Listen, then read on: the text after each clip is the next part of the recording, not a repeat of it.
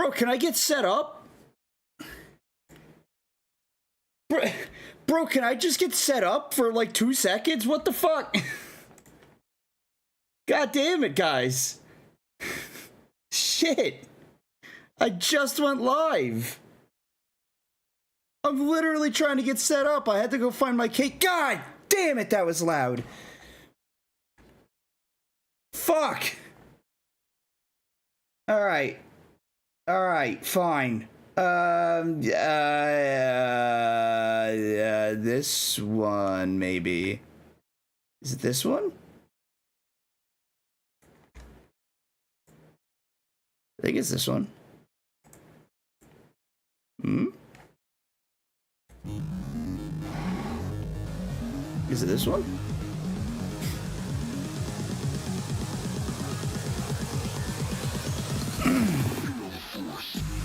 Feel the force. Does it do full screen? No, wait, I can see it. Where the fuck is it?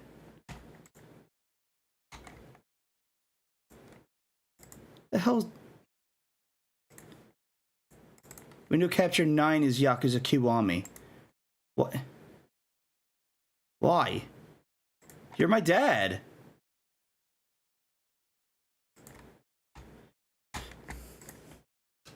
But fucking... Alright, yeah, thanks for the gifted sub to Butt Stuffer 69. Okay, there's the game.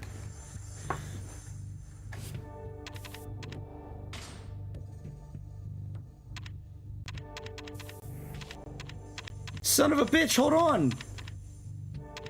Oh, thank you. I want... What is exclusive?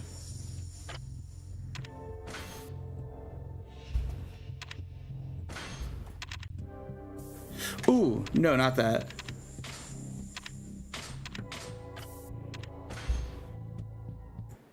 Okay.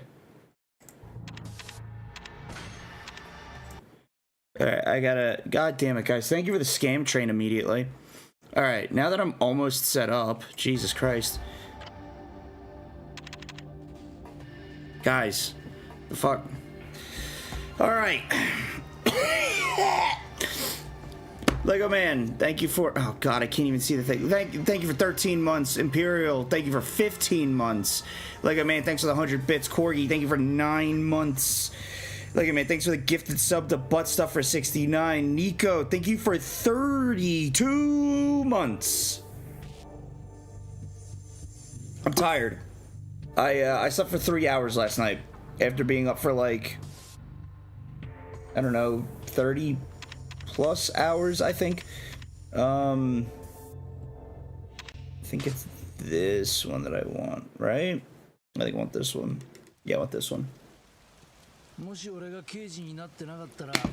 So, I didn't... Both of you, shut up. God damn it. Oh, fucking... Of course, I gotta do... guys, audio. Help. How does it sound? Oh, son of a bitch. Okay, how does it sound? Let's see. Yo.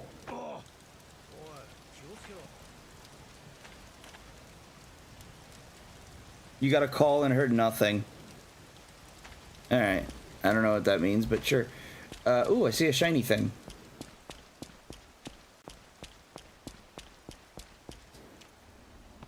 Coin locker key. Yeah! I love the coin lockers. Coin lockers are low-key fucking goated in Japan. I used at least one of them. Actually, I used one coin locker in Japan. And that was at the Nintendo Museum.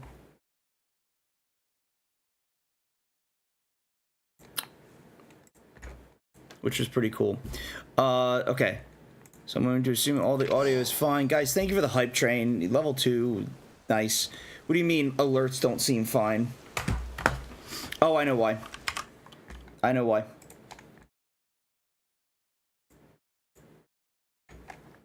Yep. Mr. White Christmas, I'm Mr. Snow. Lucent just subscribed for 48 months. God damn it! Why?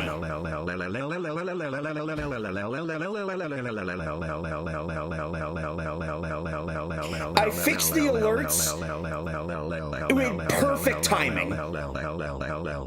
Perfect timing. I don't know how, Lucid, I don't know how the hell you did that. Thank you for 4 years. What the fuck? How? How did I fix it with perfect timing? I went, oh wait, I know how to fix this. Son of a bitch. Fuck. Alright, well, we're back. Guys, we're so back. Oh my god, alright. What is that guy doing? Is he shitting? What is this? Oh, okay. 69. So I didn't want to leave Japan when we left, and yeah, it was tough for me leaving, because boy howdy was I having such a good time. Never have I felt like more at home and more like I belonged in a place than when I was in Japan. I guess that really feels like the best way to describe it, is that, I don't know, I just felt so comfortable in Japan, and just with that way of life and that lifestyle. Oh, fuck off, Majima. Oh, whoops.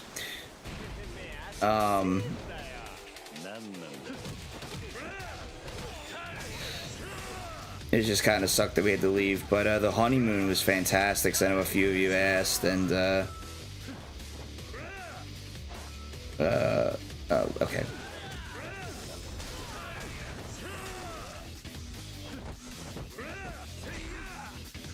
It was, I will say we went to Vietnam first, and every country is a tourist. You feel that way? Not in Vietnam. I can safely say that I did not feel comfortable in Vietnam.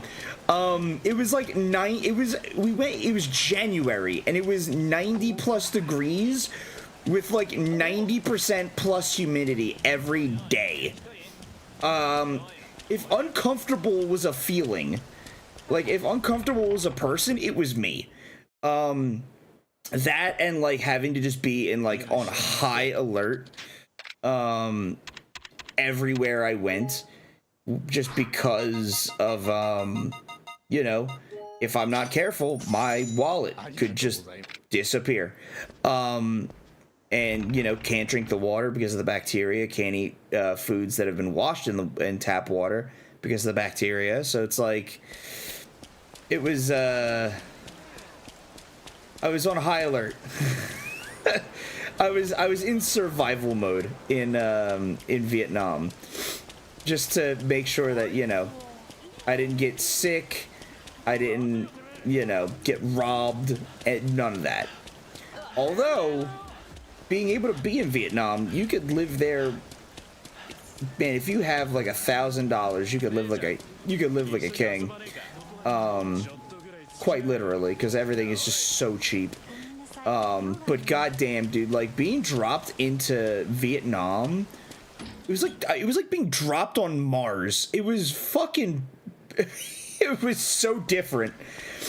The traffic. The traffic is like the biggest culture shock that there is. Date-san, please, Kiryu, cut it out. The traffic was the biggest thing because, bro, they love motorbikes over there, and they have roads. They have paved roads, and they've got cars, and they've got motorbikes, but it's predominantly motorbikes.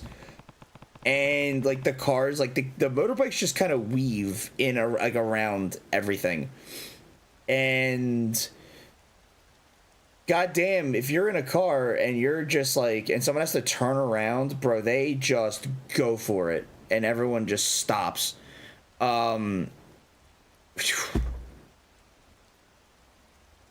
It was bizarre. To say the least. I also don't have many photos from Vietnam, mainly because, like, if you have your phone out, they're gonna drive by and take it. But I spoke a little bit of Vietnamese, and, like, I was one of the only, because we went to see her family, right? And they don't live, like, in the heart of the city. Like, they live in the city, but, like, in, like, a neighborhood that very rarely see somebody that looks like me, clearly, and they fucking looked at me like I was from another planet, and I was like, I get it. Ooh, manga. But, like, I spoke a little bit of Viet, and they loved it. But, like, it was a very weird experience being in Vietnam. I'd go back to Hanoi. We went to Da Nang as well. Da Nang was to me a lot better because I was more comfortable there. It was like being in Hawaii again. It was like, tropical, But then being in Japan was, so nice. I will say my biggest regret, and I've told my wife this, my biggest regret is the fact that her and I didn't take a lot of photos together in certain places because we were trying to do so much and see so much that it just became that it just became like, okay, hey, we saw it, let's take some personal photos, let's get back. Oh, this is a quest. We'll do that in a second. And like I got home yesterday and I realized, I was like, damn, we didn't take nearly enough photos together on our honeymoon to like look back on. Like, we took a lot of photos, yeah, but like there wasn't a whole lot with like us, and so I was like, I kind of regretted that, but god damn, I didn't want to leave. I was so comfortable there and being able to speak and get around and just so much fun. We saw so much. I mean, we were all over. We went to Tokyo, Kyoto, Osaka, Kobe, Hakone, Kameoka, Nagoya. I think that's it. But goddamn, dude, we brought so many Kit Kats home, and I have like 12 boxes of Pokemon cards that I have for us to like open on stream. So, like, there's a lot of shit that I brought back. And also, dude, I fucking love gacha machines. It's really interesting because in Tokyo, I'm gonna go play Mahjong while I talk about this. In Tokyo, I rarely saw gachapon machines, or as they call it in Japan, gacha. Almost like you never left Japan. Yeah. Jeff, I'm playing this because I didn't want to leave, and I want to be right back in Japan. And this is so goddamn close to like actually just being there. Hey, dickhead. Except for this dickhead. Oh, he's got a gun. Oh, fuck. Oh, alright. I fucking love the gacha machines. They were awesome. I saw them predominantly in like Kyoto and Osaka. They're definitely in Tokyo. They're just less prominent. I think I saw one like building where it was like gacha, like a sign for gacha, and like the capsule machines, but it was on like the 4th floor of like a building in the red light district, and I'm just like, I'm not going in there. I'm like the building looks sketchy as fuck already with like all like just how it looks. I'm like, I'll take my chances elsewhere. But it was probably more like in Akihabara, like, which we went to for a little bit. We didn't make it to Ikebukuro at all because there was so much to see and do. I wish we had a chance to get to Ikebukuro, but that'll obviously be like, you know, next trip. Oh fuck, what is this? I know what this is. This is Majima.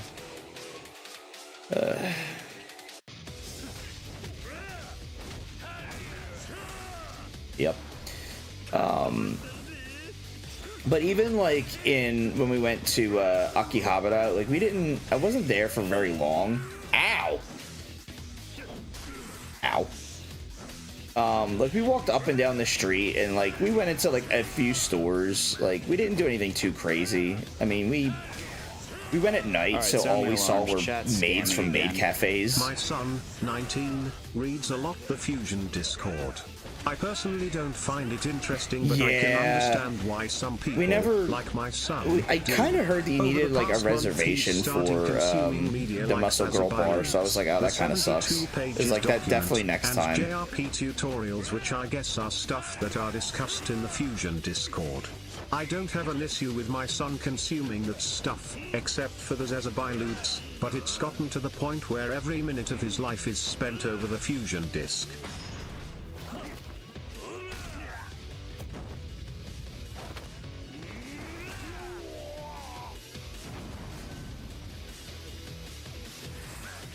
Give me a second here. I want to lower the game audio a little bit here. Oh, my end. Mr. White Christmas. I'm Mr. Snow. Friday_ just subscribed for 48 months. As a female streamer that watches you every day, I just wanted to say thank you for being an inspiration to all of us. My friends and I, ha ha ha, just kidding. We all know it's a sausage fest in here. Your streams have really helped me with my depression, bleakness, dejection, distress, my car trouble, my 401k, my grades, my slimp dick, my underperforming AMD driver, the galloping campaign, the Vietnam War, the housing crisis of 2008, what the fuck is a slimp bankruptcy dick? of Greece in 2015, the explosion of Chernobyl. Oh my god, yo, Lucien, thanks for the 25 bits. Friday, thank you for 4 years, man. Holy shit, dude. Thank you so much. You stayed in Akihabara. That's awesome. I wanted to go, but like, so like we spent probably the least amount of time in Tokyo, which I kind of regretted. I mean, obviously going back, I'm gonna spend less time in Kyoto for sure. Oh, I'm dead.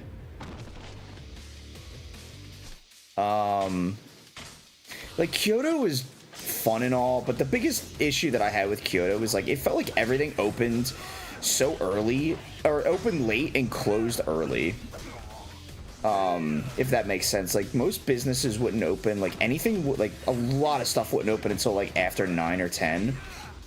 Which, I mean, was also somewhat the case, depending on the business in, like, Tokyo as well, and Osaka. But, like, in Kansai area specifically, like, you would open at, like, 10, and then it would be closed at, like, 4 or 5, and, like, 6 if you're lucky. Some places at 8, but, like, once you hit, like, 8 o'clock, everything's closed, and it's like... Back to deleting highlights. Yeah. That's pretty cool, though. I did Skytree and Tokyo Tower. We didn't do Shibuya Sky. That's the one we didn't do. We did Umeda Sky. But we did the Skytree and Tokyo Tower, which was really cool. We did Tokyo Tower at night and Skytree, or sorry, Skytree at night and Tokyo Tower like the next morning, which was really cool. We had like some really cool shots of the city. It's Lawson's or Poppo. It's so crazy now, like having gone like to this area. It's just like, oh, that like this game calls it Poppo, but it's like, oh, that's just a fucking Lawson station. You did Shibuya Sky, didn't enjoy this, but that's what I heard, and that's why we kind of were like, let's just skip it, because like we have so much we want to see and do anyway that like we were struggling to kind of fit everything in, and like it was just like run from one place to the next to the next to the next, and like, you know, we did a few arcades and like that was cool, but I didn't win a UFO catcher while I was there, sadly. I wanted to, I just couldn't. You know, but I went in every one that I saw almost. Yes. All right.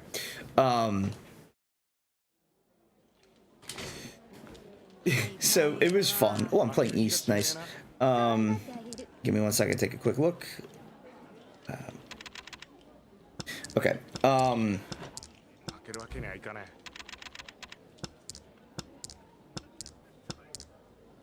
But overall, I mean, the trip was a great time. You know, I met my tutor in Kobe, which was really cool. We hung out in Kobe. We had Kobe beef, which my wife and I we hung out with my tutor. God damn it! And you know, we went to a couple like cafes. We went to like this cheesecake cafe. I don't remember what the hell it was called, but it was like they served cheesecake and then like cheese toast or something. Really, really good food. And you know, afterwards we kind of went our separate ways, and then we kind of went back because we wanted to still explore the area in Kobe a little bit. I mean, we didn't get to do too much, but you know, we saw the port and the ocean and all that. And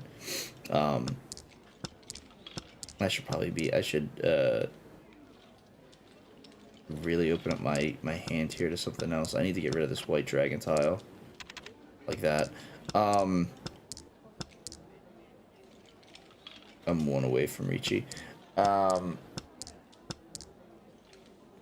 Apparently I'm not. Oh no, I'm not. I'm dumb is what I am. No north, no green has come up. Oh no, green dragon has come up. But ones. One. Yeah. Fuck. Well, this is a shit sandwich. Get rid of this one, I guess. Damn. Nice. Yeah, we didn't get to do too much. I mean, like, we went to some areas. I mean, the biggest thing was, like, we would just go and, like, my favorite thing was just exploring. So, like, go to an area and just wander a little bit. My favorite thing was just walking up and down, like, just random streets. That was the most fun that I had, I think, while in Japan, is just, like, walking up a random street and seeing, like, what's there, you know? You know, seeing, like, what could I stumble upon, stuff like that. And, you know, we found some really cool stuff, to say the least. I don't want south. And the Kita tiles are not in my favor.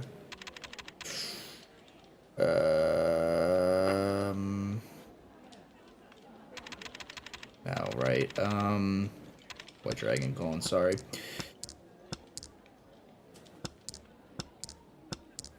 I do, like, and that's the thing, like, I feel like we could have done so much more, but, like, I was just having too much fun wandering, and, like, we didn't, like, plan a whole lot, you know, to, like, be wandering like that. And, Mr. White Christmas, you know, I'm Mr. Snow. The stuff that we did plan was awesome. Gamer 123 just subscribed for 33 months. Welcome back, Herc. Yo, Omega. Thank you for 33 months! That's crazy, dude. Oh, no, you bitch. A fully concealed hand, damn. Yeah, like, that's the... So, like, the way we did Hawaii was, like, we didn't plan anything. We just played everything by ear. And, like, Hawaii's obviously very different. You know, we did do some of, like, the, you know, the planned stuff. I got a reservation a month out on, like, my second attempt to the Pokemon Cafe, and, like, we did it, and we won't do it again. suffice to say, because like we were there and we were like while we were there we were like, oh, like the food's like man, like, you know, you get like it was definitely something you do like for kids, but like we went and did it and like we got some of like the neat swag, so like I'm whatever, who cares, you know, it whatever. But it was still like one of those things where like, okay, we did this once, I don't think we're gonna do this again. What's up, Lycurus? Favorite dish from my trip? Oh man.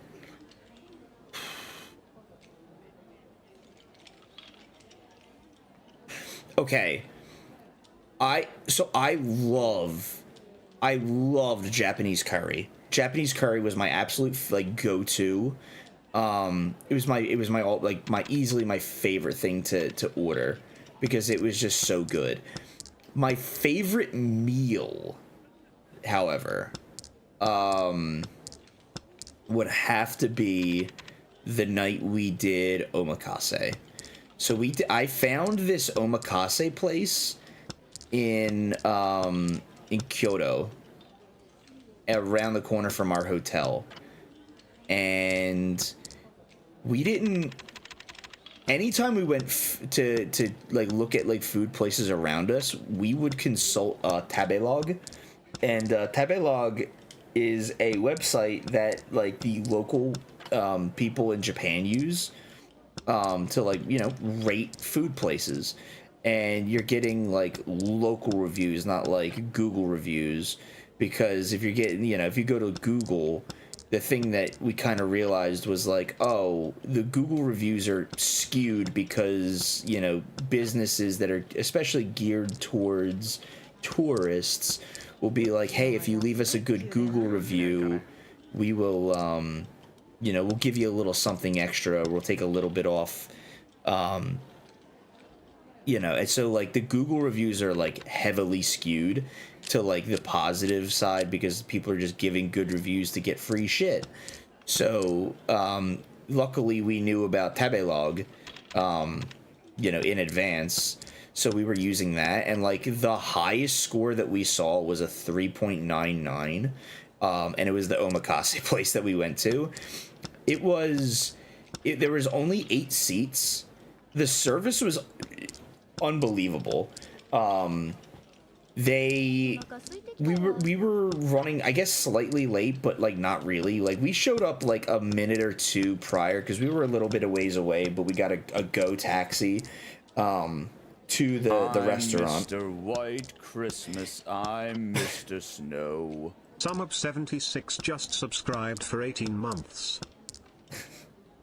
Yo, Summer, thank you for 18 months.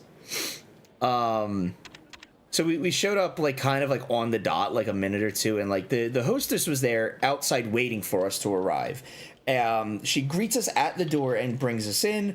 We go through like a little garden area, and then she goes, the bathroom's over here, now right this way. And it was 8 seats, 3 couples, all Japanese, and then myself and my wife, who she's Asian, so, you know, she presents as Asian.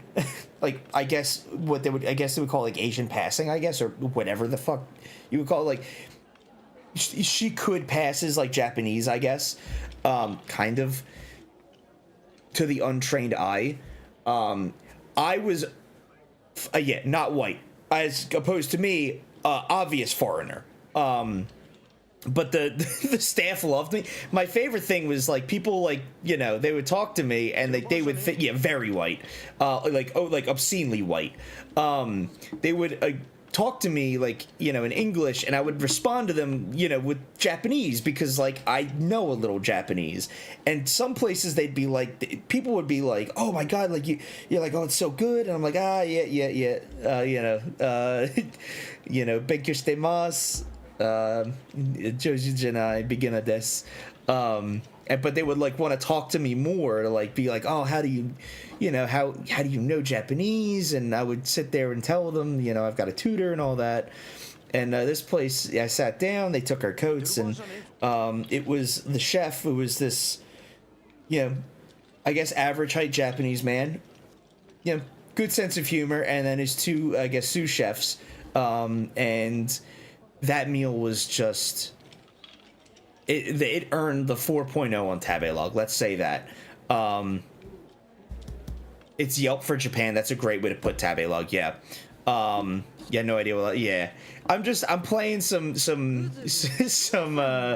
I would say I'm playing this, but, like, I'm just trying to, you know, do something in passing while, like, I realize my brain is trying to do two different things and it's not really working, so, like, I'm not really playing at the moment. But my God, and, like, I told him, like, this, like, after the meal, you know, he came over and shook everybody's hand. Or he didn't shake their hand. Sorry. He would come over and thank everybody personally for being there. And I told him, I said, this is the best meal I've eaten in Japan and probably my life. And I told him this in Japanese as well. And he was, you know, very grateful, obviously. And most of the time I would be, you know, like, oh, you know, oshikatta desu. But I told him, like, this is the best meal probably I think I've ever had. Like, it was so good and worth every penny. And goddamn, was it, like, a wallet burner. But, you know, honeymoon, and you know, we can splurge a little bit, you know what I mean? Let's go this. Oh, I should have gone Ichi, never mind. Fuck. Again.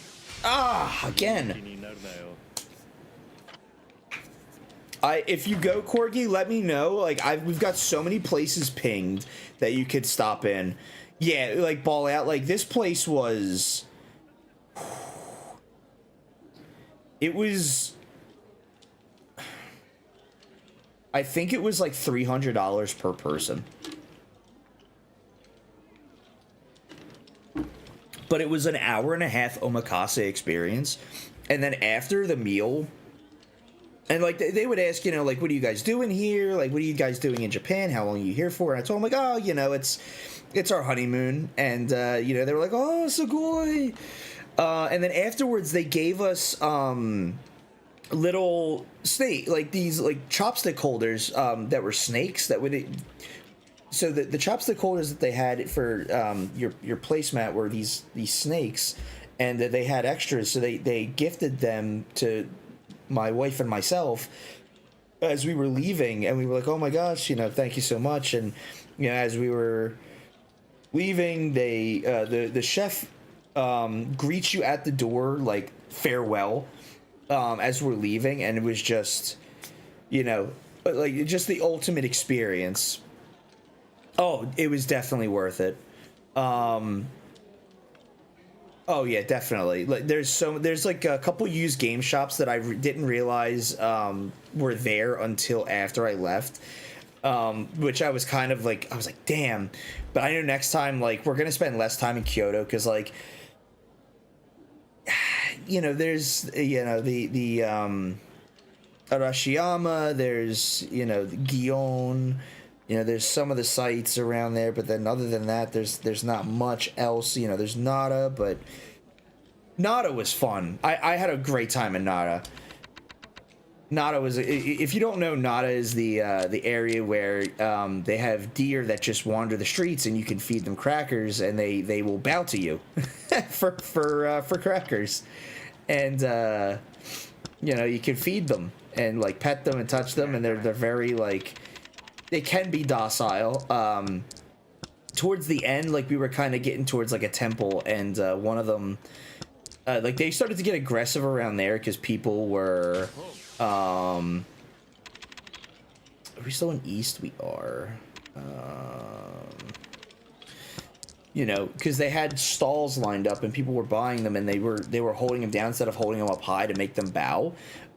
So, like, when we were walking through, like, they were getting, like, very aggressive as, like, we gave our last ones away, and, like, we stepped off to the side to kind of figure out, like, hey, where are we gonna go next? And yeah, deer walk up and bit me on the knee, and I was like, you motherfucker! It's like, you son of a bitch! It's like, what the fuck? It's like, you motherfucker! I was like, you goddamn it! I was like, I don't got anything else. I was like, get the hell away from me. I was like, I gave you everything I got. So I was like, babe, we got to get away from here. I was like, this would just bit me on the knee. Yeah, uppity deer. He's like, get more. He's like, get more of these deer cookies. But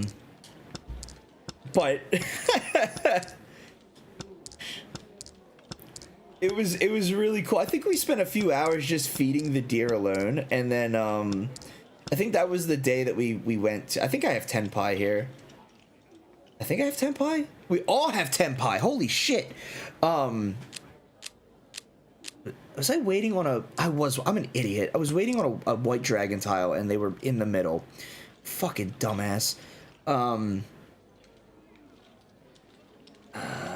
think I want to get rid of 6 or 9 here. That was the first day that I tried Lawson's and 7-Eleven. Well, not the first time I tried them. I tried 7-Eleven immediately because we stayed at a... where we stayed for our first hotel in Tokyo, so it was the longest stay. I think we had it of all of the stays in our hotels, because I think we jumped hotels like 6 times or something like that. 6 or 7 times. And, shut up, Zanki. And it had a 7-Eleven like directly below it, which was, I was like, yes. It's like, yes. So I was like, that was like clutch as fuck. So I tried an egg sandwich and like almost immediately. I fucking love the egg sandwiches. I was so sad when we were leaving and I was like, no more egg sandwiches. I was like, I need one more for the road.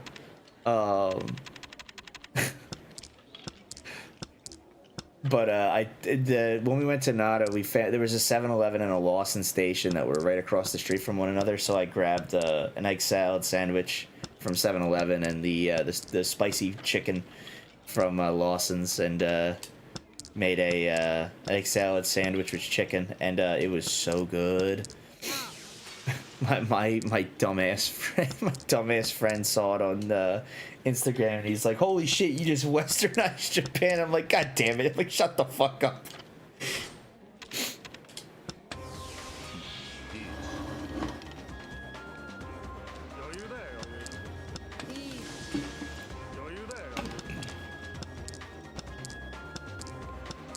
You did 4 stays, 1 each week. Tamago-sando. Just go to your local 7-Eleven and get one. The egg salad sandwich, are you sure? Oh, I don't know. I don't trust... It's hard to trust, in South, okay. US 7-Elevens. Just a little bit. 1, 2, 3. Okay. Oh, yeah. Exactly. That's why I'm just like, oh, man. I brought home a milk water because I fucking low-key loved that milk water, dude. Or whatever the fuck it was. I don't even remember what the hell it was called. I think it was milk water. Oh, yeah, definitely not. Oh, dude. Pocari Sweat was so good. We got it out of a vending machine, and, like...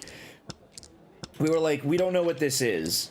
But I was like, this is fire. Like, it was pretty... It fucking ripped, dude. I was like, this is pretty good. I didn't bring any back, sadly, but... it was good.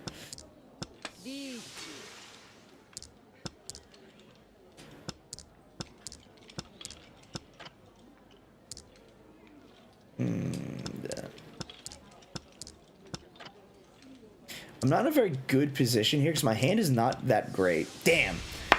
Oh, and he got his seat wind. Nah. Brutal.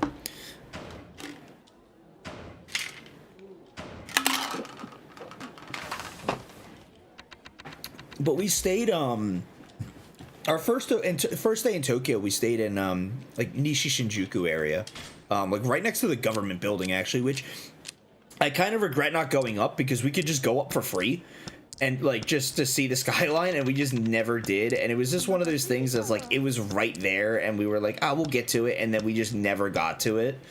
It was just so easily accessible that we were just like, oh, we'll get to it, and then it just passed us by and we're like, nah, fuck, you know. 1, 2, 3, 4, 5, 6. Okay.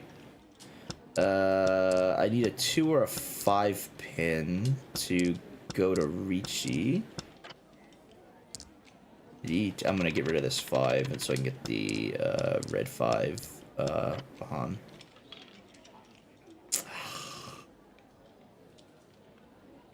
Brutal. If I take that chi and open my hand, then I can't really.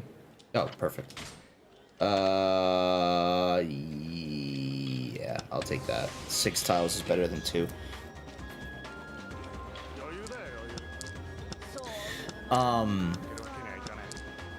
But yeah, I mean, being in Shinjuku was pretty great. We spent like the first day in Shinjuku. My wife well, I won't say wasted. Actually, no, she did waste. She wasted a bunch of fucking time on our first day because we walked by a drugstore and she went in there. I think she spent a total of like 4 hours in drugstores on the first day. And I was like, babe, are you serious? And then the next day we were in Shinjuku. And because like Nishi Shinjuku is like 1 station away from Shinjuku. So like it was a 2-minute ride. So it was like right there.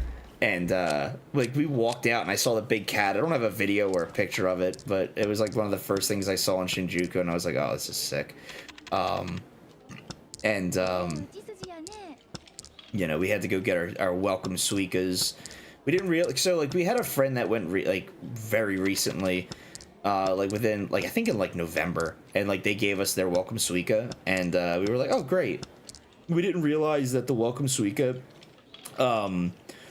ran out like after a certain amount of time, so we were like trying to like recharge the ones that they gave us, and we were like, oh fuck. We did a little research and we're like, damn it, all right. Looks, you know, we have to make a stop at the Shinjuku office to get our you know, suika set up and whatnot, so it's like, damn.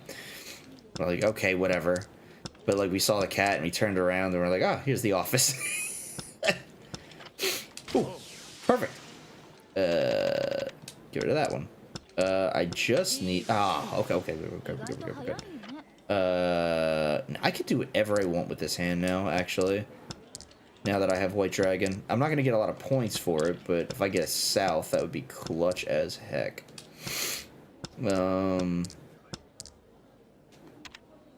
I just need a 5 or a south now to win. Oh, there we go. Perfect. Suica is like the IC card. It is you load money onto it and you can like pay for it. You can pay for like goods with it. You can primarily it's used for like the trains, but it's basically just like an IC card. So it's just a conduit of like, you know, payment. Super useful to have, and because we don't have Apple phones, so we were, you know, I had to go and reload our Suicas with cash, which wasn't that bad because like you take out 10,000 yen, you just put 5,000 on one that gives you the thing, and you just drop it back in the machine and load the other one up with 5,000, and then you're set to go. It's real quick, real easy. Boom, get out of there. Real, you know, done. But yeah.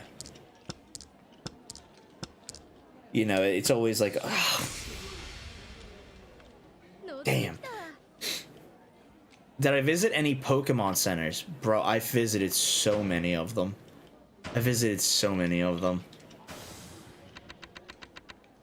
Was that South? Okay, this is South 4, I think. Yeah. This is the last hand. I've got a bunch of boxes of Pokemon cards. We have a lot to open. I'm sure me and my wife will probably open them, or maybe she'll just like tell me to open them. Like she'll be like, just go open them or some shit like that, maybe. I don't know. We'll see what she wants to do. But ooh, boom. I'm not gonna win this now, though. I realize, foolishly. Damn. Maybe there's a way I can. Maybe if I turn this into all trips.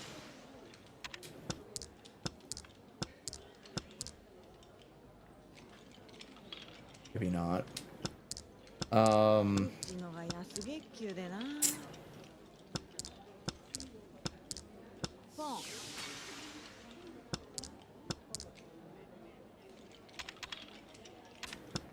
Damn.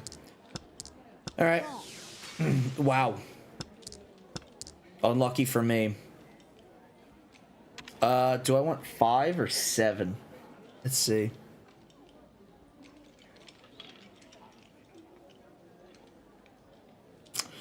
I should want either's fine. Oh, fuck off. Biggest middle finger. What was I saying? I don't even remember. Bro, we bought 3 additional suitcase. We bought 3 additional suitcases. So we went with 2 to Vietnam, and then her parents' suitcase broke. So we left one of ours with them to bring back, like, so they could take it back because theirs was fucked. So we had only planned on buying 2, but we had to buy an additional one. And we got 2 of them from the same shop. One at the beginning of the trip and one at the end, from in like this little area in Shinjuku, outside of like Shinjuku Station, and it was pretty nice. I mean, we got good quality, I guess. It certainly seemed like good quality. You know, try for 4, I guess. No. Oh, I should have just taken that, dumbass. I'm an idiot. Fucking moron. No, my luck, putting that 3 down would have been wrong. I fucked up. Oh well.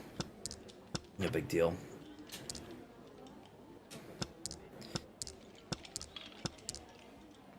Oh yeah, we got kind of lucky there. We had to buy 3, bro. We loaded those fuckers up, man. They were so loaded with shit, man. Mostly like Kit Kats and stuff, and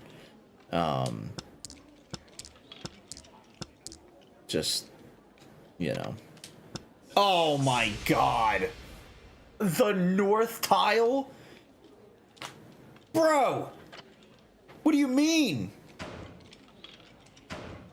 Oh, there's 7 pairs, you fuck! I'm looking at his hand. I didn't even see it. Oh man, that's brutal.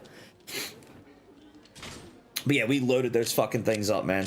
And I'll tell you that having the compression, like I gave my wife shit for this. Well, I wouldn't say I gave her shit for it. But I definitely like gave her some shit for it. Like I was ribbing her a little bit. Because she had these packing cubes or whatever. So she had these packing cubes that you would like put shit in, and then you would have to like stuff it in and like zip it up, and it would compress them. But then she had these like vacuum bags where like you put everything in these vacuum bags and you suck all the air out and it just shrinks it. Bro, those were huge on the way back because like it saved us so much room. Get rid of that. Okay. Cool.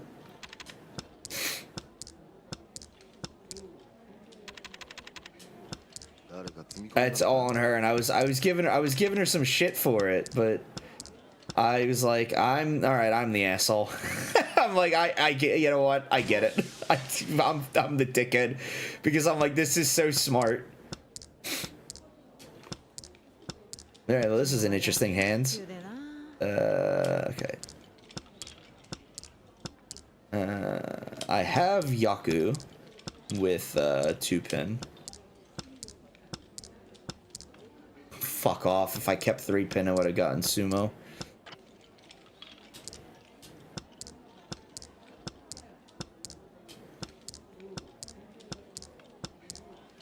It's the little things that, like, you just don't think about. Or someone might not, like, something like me not thinking about, but yeah. You definitely should. Because that saved us so much room on the way home, because, like, everything got put in those bags and, like, shrunk to, like, you know, within reason. Like, you know, a lot of the bottled stuff that, you know, might spill, like, we bought some electrical tape that shit up and put them in those vacuum bags. Give me a second here. Oh, I got 678, 555, 899. No, I don't need that.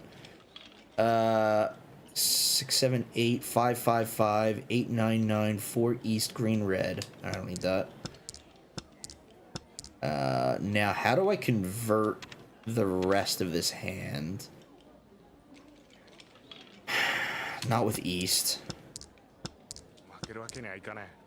They're gonna make me regret tossing east, aren't they?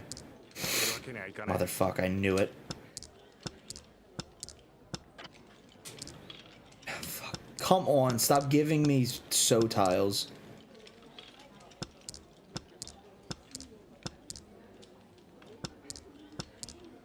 It was real funny. Oh, here we go, perfect. Alright.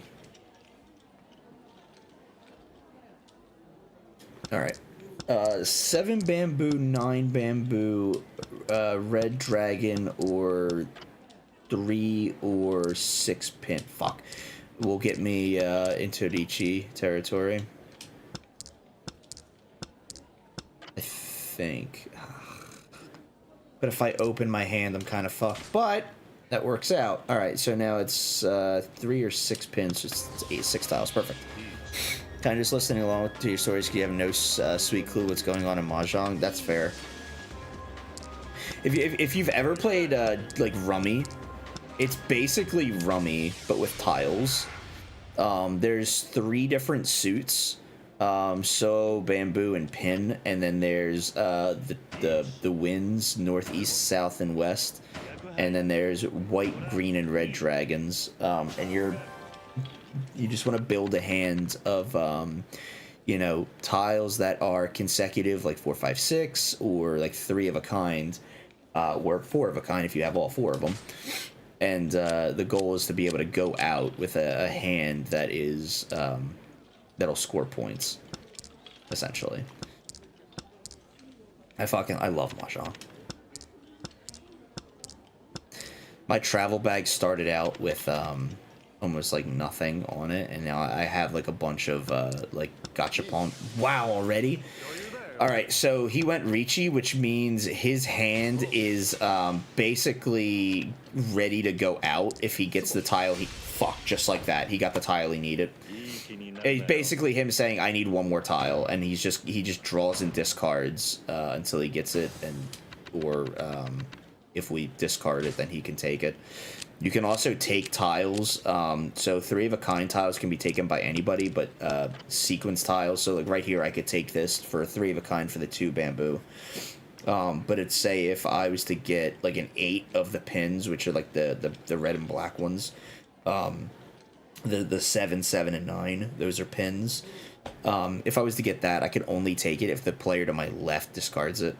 But opening your hand also is difficult because then you have to have a very specific win with an open hand, like having your seat wind, the round wind, or a dragon. I'm going to decline that.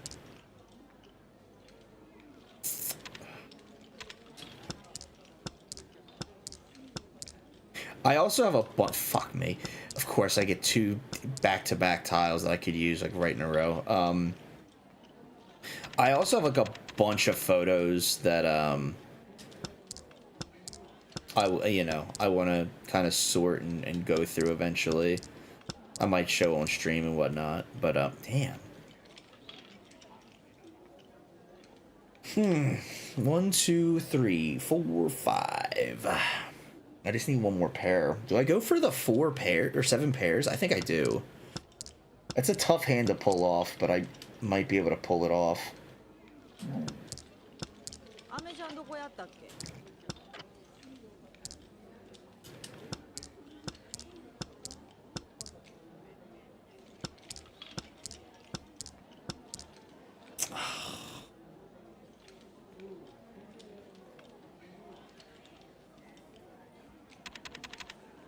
It's strategically better to go 5 there because 9 pin is already discarded. No. Decline that.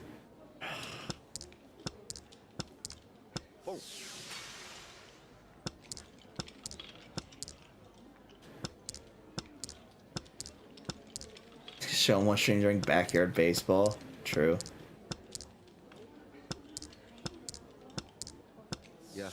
Ah, damn.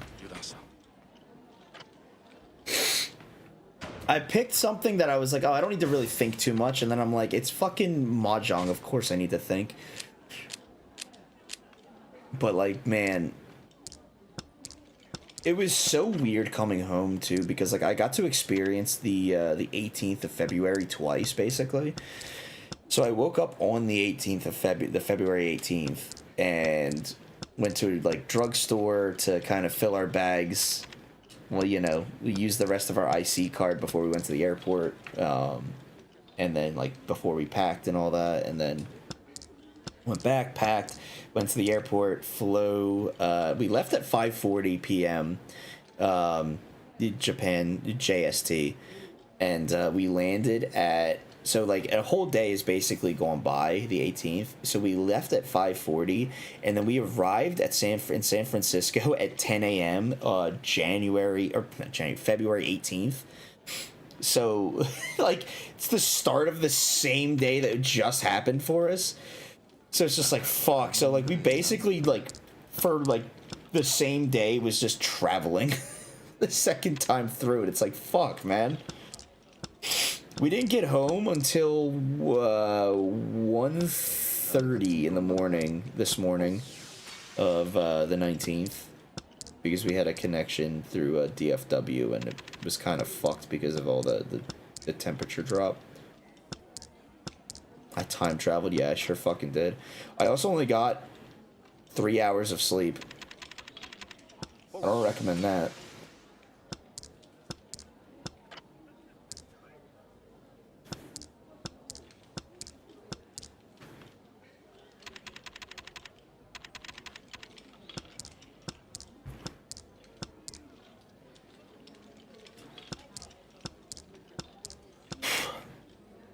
But hopefully I can just kind of bounce back tomorrow, get some sleep here, and bounce back.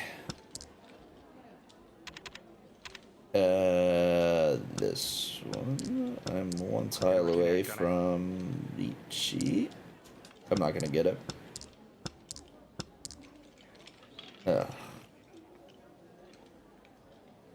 Brutal. I don't have a tempai. He does the fuck. Yeah. Well, I kind of felt like I fell asleep at 3 a.m. and woke up at 6, and I was like, I gotta work. I still had to work today. So I had to get up and work, which is unfortunate. But the amount of time that I took off, I kind of had to. Bro, I don't know. I would love to live in Japan, honestly. If only for like a little bit. I mean, I lived there for a month just now, but you know. Yeah, we went to see Mount Fuji, which was really cool, and ooh.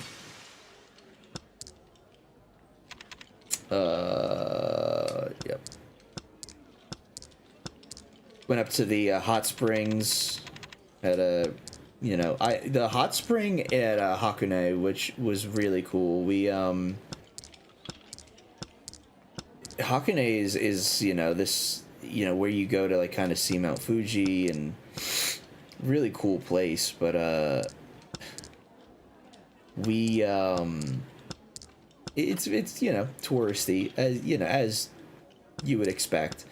You go up to the volcanic area as well, and you know there's obviously like a very like, okay, this is where usually like the tourists, we recommend the tourists go, and this and that, and we just were like, nah. And we found a hot spring just kind of around, and worked out pretty well, to say the least. And I don't want that. I want that though. Do I want 3 or 4? Let me see. It doesn't matter. It does matter actually. I want 4 because there's more of it. And it was like a very I am daydreaming of round 2. You're not wrong. It was a very traditional place. I forgot about my tattoo. They didn't say anything about it though, thankfully. But like the hot bath, you would sit in it and you'd have there's like this big lake, Ashi Lake, and the view across from it, from like you're sitting here and you look across and you just see Fujisan, just big as can be, just unbelievable sight to say the least, and like breathtaking. It's truly breathtaking view while you're sitting there completely, you know, fully naked. Pretty cool.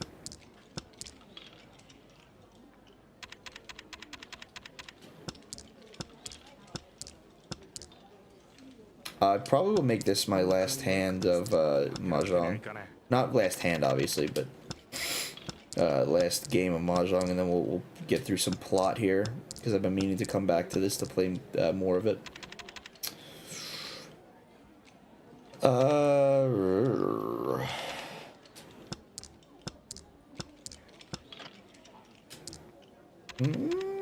Okay. Alright, now I can do whatever I want. Perfect.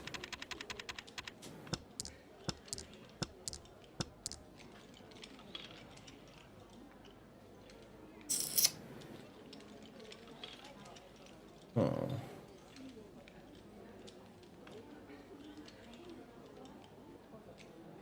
What's the optimal play here?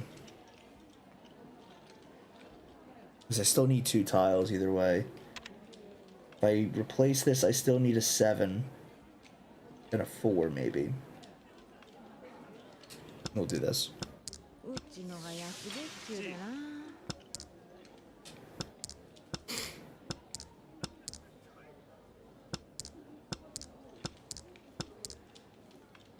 Okay, 4, 5, 6. All right, Yaku is 7, so, and Red Dragon.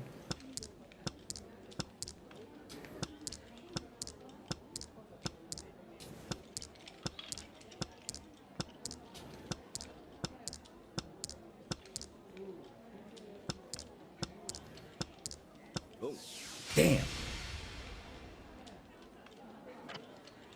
He had 2 of them. Damn. Brutal. Well, we do have a... Wow. I was dealt a con. Yeah.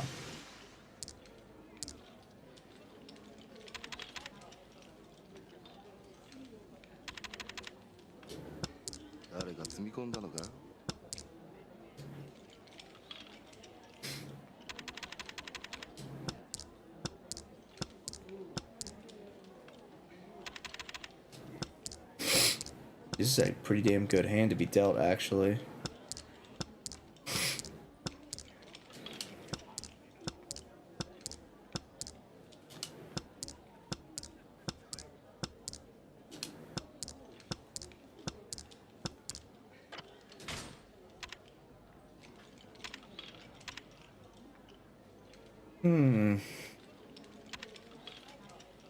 This is a bad decision. Let's make it.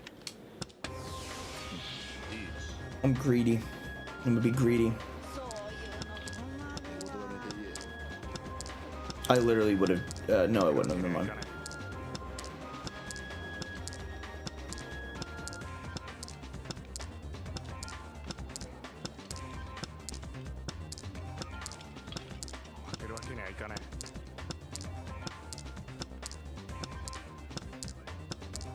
I was tempted to play Mahjong in Japan, but at the same time I was also like, I'm gonna get fleeced. I don't think so. Damn. The only time I was really scammed in Japan was at the coin laundry. The coin laundry was a big scam because it wouldn't dry the clothes. Like I would, ooh, perfect. You'd pay for it and you'd do like the combo wash and dry, but like it would never clean the clothes. Well, not clean them, but it would never actually like get the clothes dry, which was pretty fucking dumb. Which led to you having to put more money into the machines.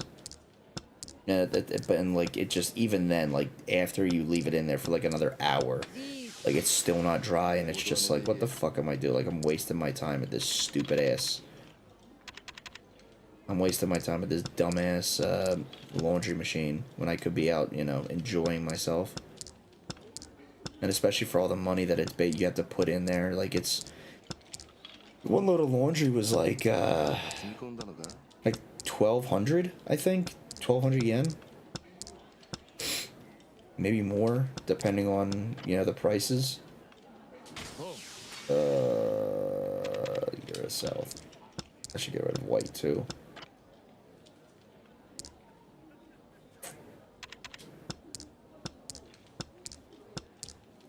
Green is still a possibility. Somebody's Ricci, right? Yeah. We do have a wedding in coming up. Oh, fucking dumbass.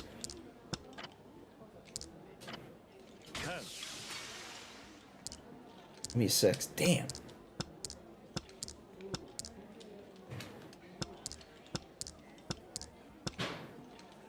Balls.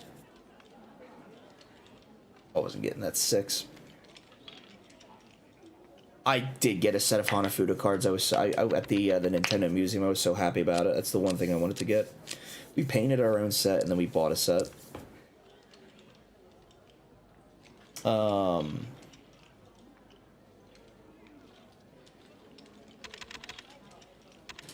This one.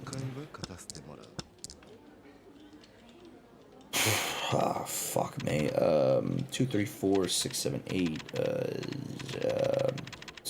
Fucking goodbye. I fucked up.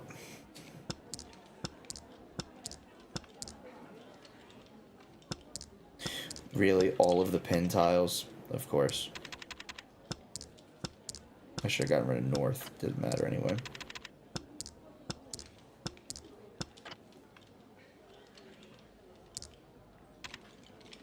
Okay, that's good.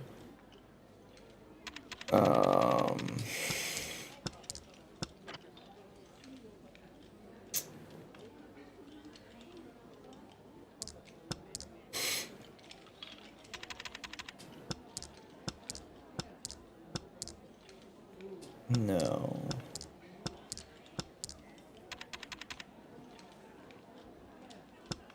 Damn, I can't get 3 dragons. Not like it was a real possibility. It would have been really tough to get that hand. Fuck. Little too late. Too little too late. I'm 1 tile away from Yaku or Ichi. I'm not gonna Ichi, I don't think, actually. If I even get the tile. I did not. Sure, let's see it. Maybe I get it this time. I did not. Damn. Don't even have a ready hand either. Oh, 2nd place, not bad. That guy won on the last hand alone. Fuck, man, that's brutal. That's one of the things I wanted to get while we were in Japan was Hanafuda cards. The Nintendo Museum was really cool too. They have like the whole interactive area. So my wife and I, they have like these giant controllers for 2 people to play, and we played with the 2 controllers. We tried to do Super Mario World, and that was a comedy of errors. Very fun, very funny. They also had like a light shooter game, a light gun game, which I it came in a tied first place with 2 other people. So it was a 3-way tie for first. There was like multiple rounds, and it's like it's a giant wall of like a giant screen wall that you just point the Nintendo zapper at and fire, and it's really cool. Basically, just shooting like Super Mario enemies. It was really cool. It was a really fun experience.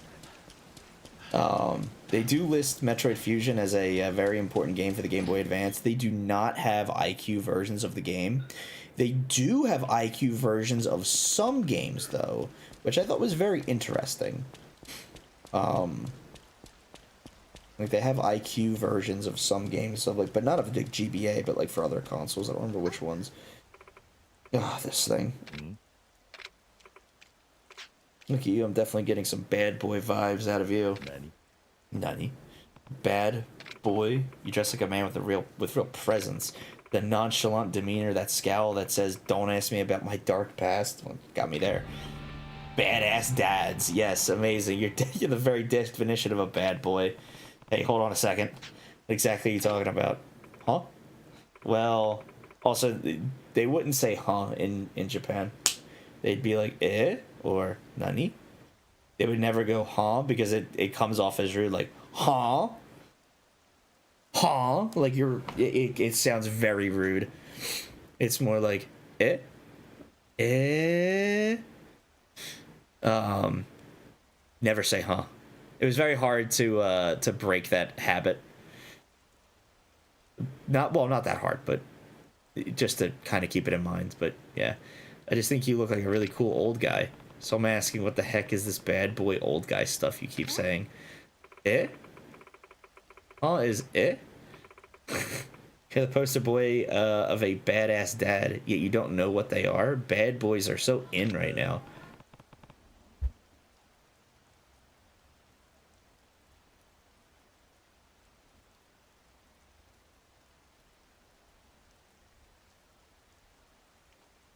Give me 1 second. I will be right back. I gotta feed the dog.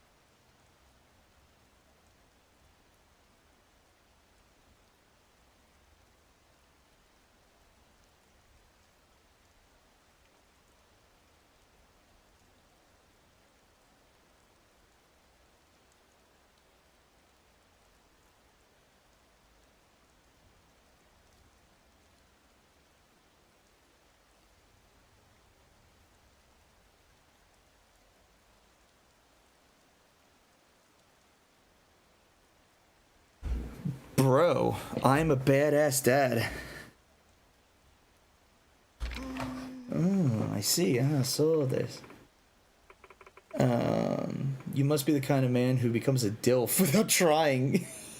You just rock that look naturally. Why? Yes. Thank you for noticing. The one thing that I do, so like Japanese people, they won't like come up to you. There was I saw a couple of like high school kids go up to some foreigners and like talk to them. They didn't come up to me, but then I did notice like a lot of women, like probably like within their 20s or maybe younger, trying to be discreet, taking photos of me. So anytime I saw it, I'd be like, I'd smile and because like they were so obvious about it. Like in the train station, it was like my wife and I, and then like two girls. This one time they pulled out their phone, and like there's tracks on the right, and like I'm in the center of the frame with the two on like the very left, and and I can see the screen because they're taking a selfie, and I'm just like, I notice it, I smile, I'm just like, okay. Like, if they want a photo, they're not going to come up and ask. They're just going to try and, like, oh, we're just taking a selfie, and you just happen to be in it kind of deal. But, you know. And that was in Kyoto, I remember. There was also another time in Kyoto that it was... I've got a little bit of Japanese riz. Yeah, we were in the kimono forest, and there was like a group of girls, you know, they're dressed in kimonos and they're taking photos and all that, and you know, it's a narrow path kind of. One's on one side taking the photo, the other one's there, and they kind of see, and they're like, you know, they're like, oh, come on through, and she goes, sorry. I'm like, daijobu, and they're like, and I go, I look back and I go, utsukashi desu. And I gave her a wink, and they all started freaking out. I was just like, all right, time to go. Oh, utsukushi desu. And they were like, they started freaking out because like they assume that, oh, he's white, he speaks English. Her English was very good, but they all started freaking out. And I was like, all right, time to go. So I've got some Japan riz. See, the bad and bad boy is short for badass dad, a middle-aged man who's dangerous yet dandy, rugged but respectable. Simply put, a cool old guy with a bit of bad boy streak. I see. They're appearing on TV shows, magazines, even in movies. Old men who kick ass have gotten really popular recently. I never would have thought. Me, a badass dad? How many years did I age in prison? 10.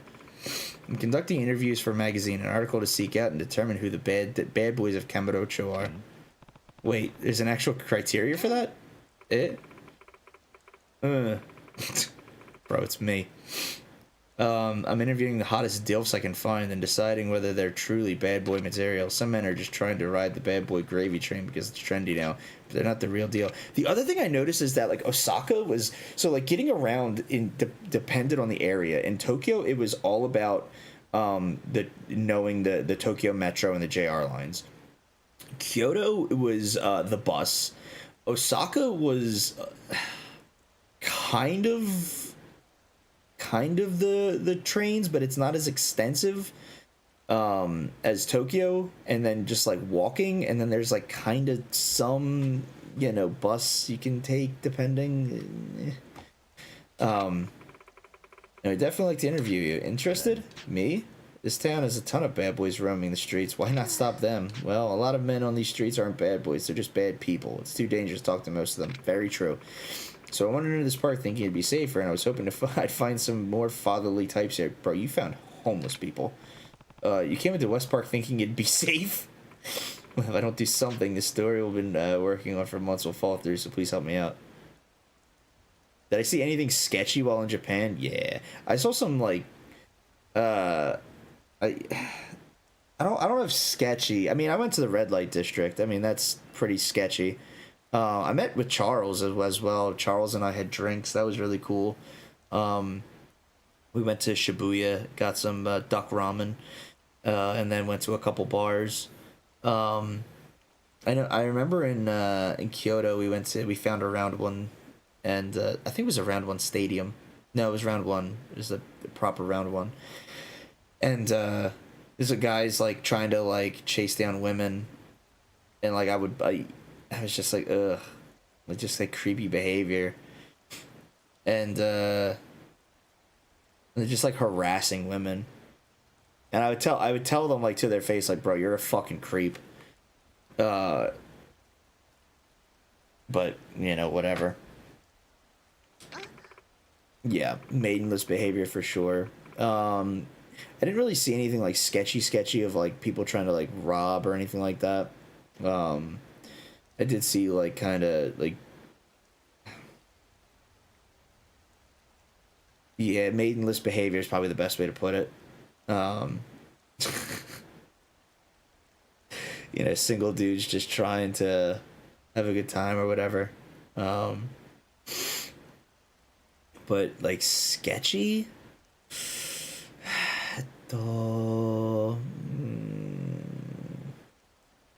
Zen. If you turn out to be a true bad boy, you'll get a special prize. Okay, let's see what I get. Fine, I'll do it. Really? It's gonna take up a good chunk of your time. Is that okay? Yeah, it's fine.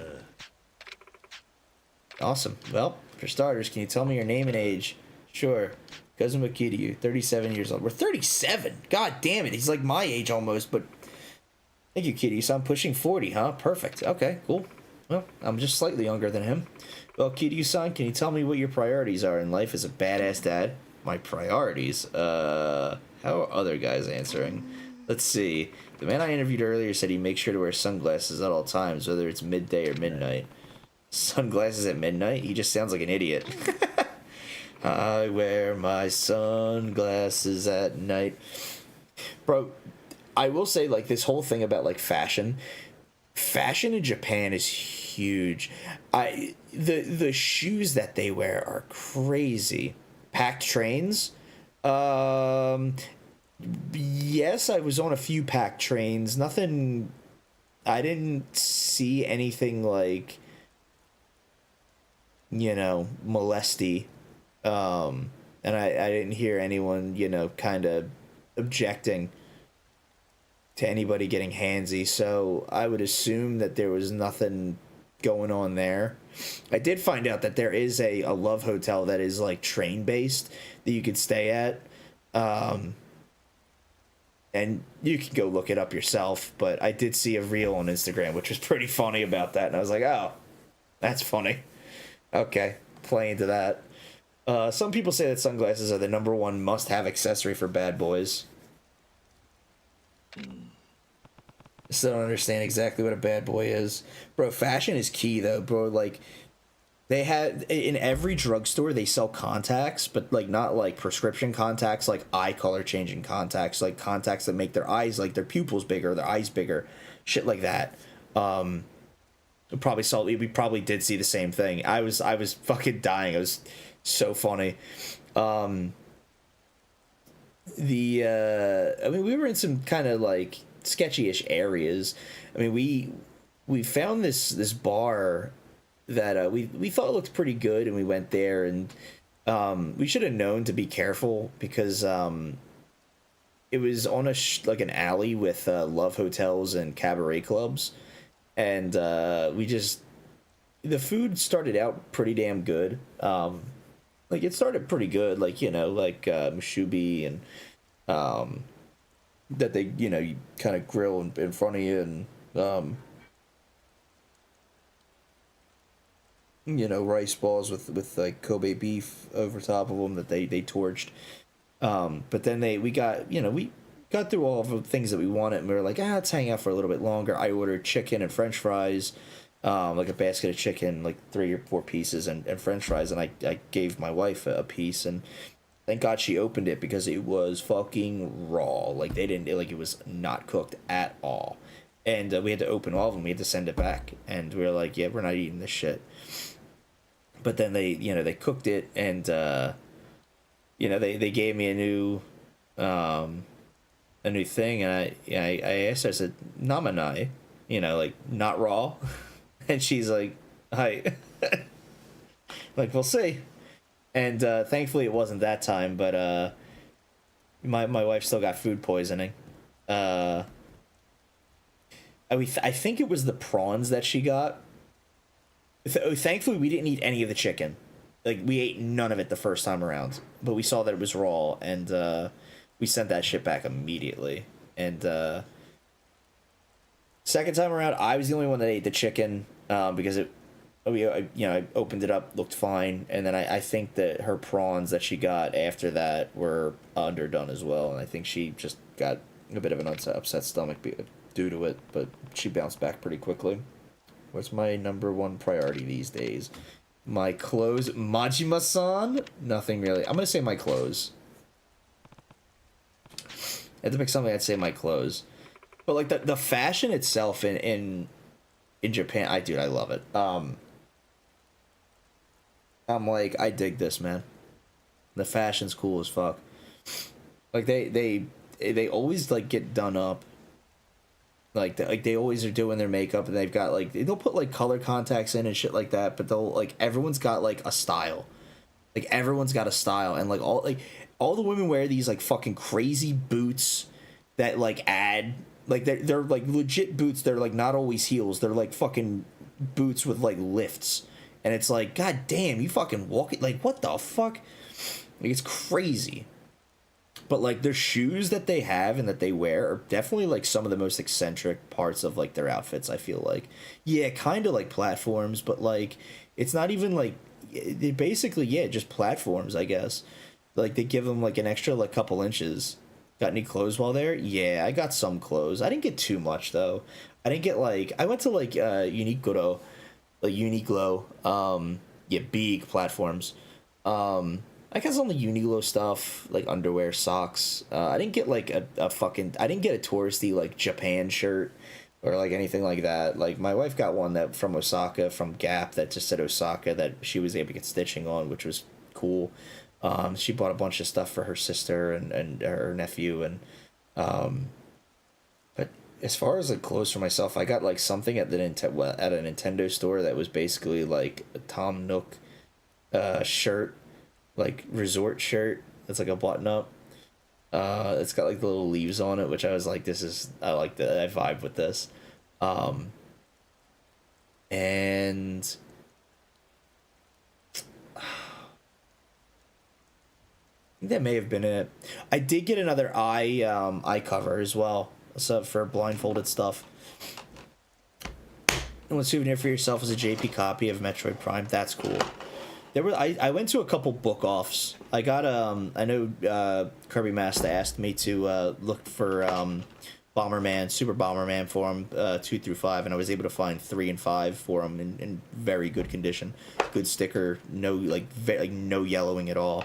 Couldn't find any fusion copies either, and I was looking in the off chance that I could find like an IQ version, but speaking of book off, there was one thing I wish I went back. I wish I got a photo of it when I was there, because where the games were, we was downstairs in Osaka along the shopping district street, Shin. Oh shit, I can't remember what it's called, but like there's a book off on that, like that alleyway that like leads right to Dotonbori. And we went downstairs, and as we're checking out, I look over and there's a vinyl record case that's called Anyone's Daughter, and it was just conveniently placed next to, directly next to it, and I mean directly next to it, is all of the pornography.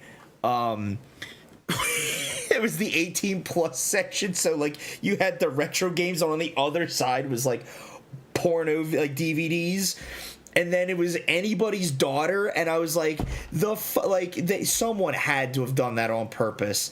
Like there's no way they just put the vinyl called Anyone's Daughter next to the Anyone's Daughter section, like the literal Anyone's Daughter section. Like there's no way that somebody doesn't have a sense of humor that fucking knows what they just did. And I wish I had a photo of it, but I didn't, and I was like, we got to go back, and we just never got back there. And I was like, oh, whatever. But speaking of clothes, so I went there with like 2 pairs of jeans and then like a couple pairs of like Lululemon pants that like fit me really well, that I like. And at one point, I think we were at Borderless, Team Labs Borderless, like the fucking like art gallery. I think it was there. It was somewhere, but like I was standing and I was like, I felt something like a seam give, and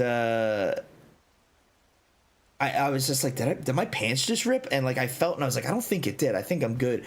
Bro, found out weeks later, and having worn those pants several more times, bro, my asshole was hanging out of those pants. I had a split in those fucking jeans, and it sucks because those were like one of my favorite pairs of jeans that fit me really well. Very comfortable, not too firm, nice and soft, and like they were kind of like a little stretchy in the material, and bro, my ass was just out. I just had a seam right in the middle of my ass, So I was just showing my brown eye to all of the people of Japan as I was walking up and down the street and on the escalators, and no one let me know until my wife in Osaka told me, "Hey, your ass is just out." And I was like, "You've got to be kidding me." And then I saw it, and I'm like, "Oh my god, the seam that I felt rip, it actually did rip." So those '07 jeans, but you know, I usually don't wear t-shirts. I like dress shirts, the kind you can button up. Hell yeah, Kiryu. But I always unbutton the shirt down to my chest. I don't like when the shirt feels tight around my throat. That's why I don't wear neckties either. Hell yeah, dude. Same, brother. I see. You're showing a lot of chest even today. Bad boys always show off their chests. Really seem to get the basics of being a cool old guy, Kiryu-san. You think? Yes, that answer is definitely badass dad material. Some grandpa with his shirt unbuttoned up to the top most is up to the top is most uncool. I mean, it makes sense at the workplace, but that reminds me of my stint as a businessman. I got some flack about my clothes while I showed them. Oh my god, they're referencing Zero. We gotta play Zero next. Okay, then Kiryu-san, my next question is, oh no, Dandy Homeless Man. Howdy, folks. Hold on here a dang old minute. Yes? I've been listening to you kids talking about bad boys and whatnot. You want a real man? No one beats the boss. Bruce Springsteen? Oh, a bad boy boss man, you say? You stay put. I'll go fetch him. Oh no. The florist. He does the choking. Hell yeah.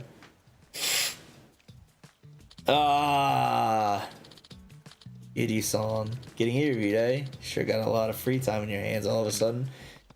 Well, she practically begged me to do it. Just being modest. So you're this boss that man was talking about. I've been working on a story to find the best bad boys of Kamurocho. I have to explain. I watched the whole. Yeah. So, miss, do you want to interview me too? May I didn't get a yukata while I was like to bring back, but I did get a kimono given to myself and my wife as a gift from a ramen restaurant, Moncaba Fire, because they got to talking to me a little bit once they spoke a little Japanese, and they were loving us. They were loving me for speaking Japanese, and they were like, you know, really talking to us, and they you know, we were like, oh, it's our honeymoon, and you know, they were, because again, whenever they asked, like, you know, what are you guys doing in Japan first time, and you know, what are you guys doing here? Is a special occasion? Like, yeah, it's our honeymoon, and they would, you know, and they gave us two kimonos as like a gift to take back, and we're like, oh, sweet. I'm sensing an aura of badassery from you, just as strong as Kiryu's. That open robe, the scent of tobacco. Actually, you may be even badder bad boy than Kiryu-san. None. You think? I don't really get it, but why do I feel slighted? May I have your name? Oh, you can just call me the Florist. Well, then I'm gonna continue my interview with both of you, Kiryu-san and Mr. Florist. May I ask the both of you, do you have an interesting bad boy story you could share? Something like a heroic exploit? Mr. Florist? I was walking down in town the other day when a young thug and a woman tried to mug me, demanded my wallet and everything.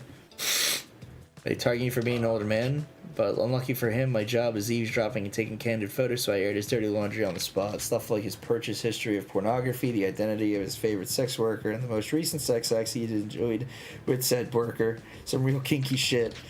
Then his little partner in crime got disgusted. She said, "You sick bastard, I can't believe it." Then they started to argue. Pretty brutal. Oh, the coolest thing that one of the coolest things that we did was we went to, well, I wouldn't say the coolest thing, but we went to Ghibli Park.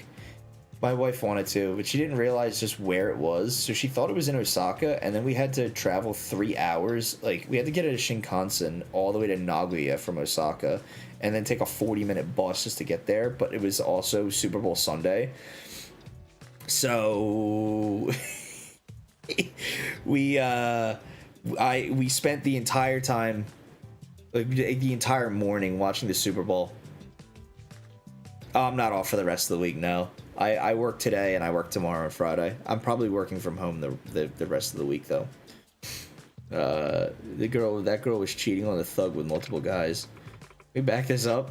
Candid photos, eavesdropping, that's your job? What exactly? Oh, do you really want to know? No, I'm just gonna pretend I never heard all that. But an incident does qualify for bad boy status. Okay, Kiryu-san, what about you? Well, I went to prison. Bad boy story, let's see. I went on a rampage at a funeral. I was in the joint for 10 years. I beat up punks on a daily... Yeah, I beat up punks. That's probably less extreme. I don't really know what it is about me, but I get dragged into fights with street punks every time I turn a corner. Oh, really? Maybe something about you just compels young, feisty men to confront you. Maybe, but every fight ends the same. Them on the ground begging for their lives and me taking their money. Beating up punks and taking their money? That certainly is bad. But I'm not the instigator here, and I don't even ask for the money, so it's not that bad, just a little bad. Hey, wait, but if you're beating them up, how's that any better than my blackmailing them? Well, Kiryu-san isn't exposing embarrassing secrets, but he is fighting back. Both are forms of self-defense, though. Perhaps Kiryu's story just sounds more heroic. Totally does. Nani? I disagree. I'm just gonna move on to the next question. Oh, not Date. Oh, okay. Nani? Bro, fuck the Chiefs. Go Birds. Bro, we beat the shit out of the... Bro, I was sitting on the bus next to this, this Chinese... Or not Chinese. I guess maybe he was Chinese. No, I think he was Japanese. I think he was a Japanese guy. He was Japanese. I'm trying to think back, like, if I remember, because, like, I know, I think the family... He was with the family, like, in front of us. In front of me. And they were definitely speaking Japanese. But, like, I was sitting watching. I'm sitting there on my phone. I'm just like, I'm trying to, like, contain it, but I'm just like, yeah. Bro, we were getting off the bus. This is when DeJean got the pick six, and I told my wife, and we got off the thing, and I give her I give her a push. I'm like, we're winning the Super Bowl, and like it's not even halftime yet, and she's like, don't jinx it, don't jinx it. If you want to catch up on Fusion Dev sometime this week, I do. I need to, because I need to get more involved with that. I feel bad that, like, I've been so, like, not involved, like, the past couple months just with wedding, honeymoon, and, like, wedding planning and honeymoon planning and stuff like that, and just being busy in general. Because, like, I got, like, the whole thing going initially, and I don't know, I just feel like, yeah, I know IRL a video game, but I also kind of feel like, you know, I started the whole, like, process, like the whole project in and of itself, and like I might not have all of the programming knowledge to push it forward like some people do, but I do still feel some level of responsibility for participating and, you know, making sure that we make progress and you know, not just pushing it off onto other people. So I do want to make sure I prioritize, you know, at least coming up, being able to do bug reporting and help out in any way that I possibly can, like videos, logic, or anything.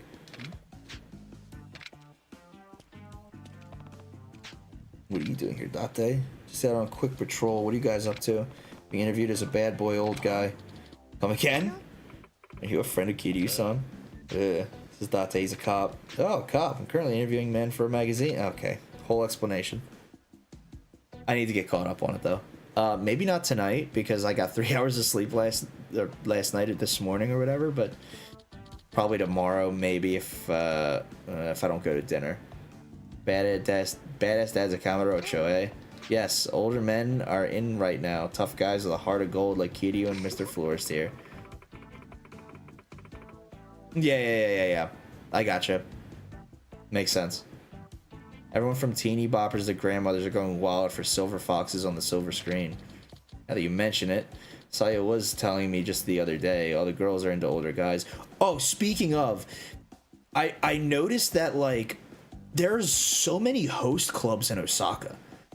Like, they advertise it to hell, man. And, like, just walking down, like, some side streets, especially near Dotonbori, like, I didn't see any, like, cabaret clubs, but I definitely saw host clubs. And I'm like, damn.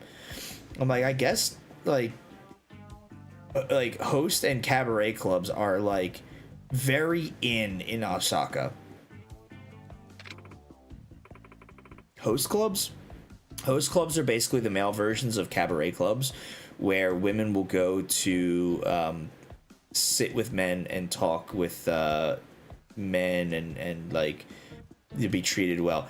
It's what was there was a way I described this to my wife, and I'm trying to